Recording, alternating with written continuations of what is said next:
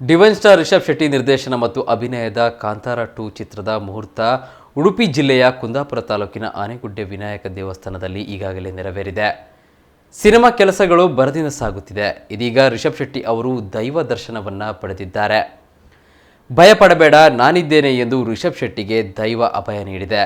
ರಿಷಬ್ ಶೆಟ್ಟಿಯನ್ನ ಮೈಸಂದಾಯ ದೈವ ಆಲಂಗಿಸಿ ಕಾಂತಾರ ರೀತಿಯಲ್ಲೇ ರಿಷಬ್ಗೆ ಆಶೀರ್ವಾದ ನೀಡಿದೆ. ದೈವದ ಅಭಯ ಪಡೆಯಲೆಂದೇ ರಿಷಬ್ ಶೆಟ್ಟಿ ಮಂಗಳೂರಿನ ಗುರುಪುರದ ವಜ್ರದೇಹಿ ಮಠದ ದೈವ ಕೋಲಕ್ಕೆ ಆಗಮಿಸಿದ್ದು, ವಜ್ರದೇಹಿ ಮಠದ ಮೈಸಂದಾಯ ಕೋಲದಲ್ಲಿ ಸ್ವಯಂ ಪ್ರೇರಿತವಾಗಿ ಭಾಗವಹಿಸಿ ದೈವದ ಅಭಯ ಪಡೆದಿದ್ದಾರೆ.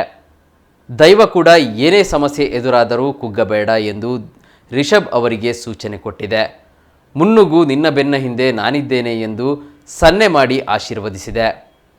ದೈವಾರಾಧನೆಯ ಕಟ್ಟುಪಾಡು ಅಧ್ಯಯನ ಮಾಡಿಕೊಂಡು ದೈವದ ನೆಲೆಯನ್ನು ಅರಿತುಕೊಂಡು ಸಮಾಜಕ್ಕೆ ತೋರಿಸಬೇಕು ಎಂಬ ಇಚ್ಛೆಯಿಂದ ರಿಷಬ್ ಕೋಲಕ್ಕೆ ಆಗಮಿಸಿದ್ದಾರೆ ಎನ್ನಲಾಗಿದೆ.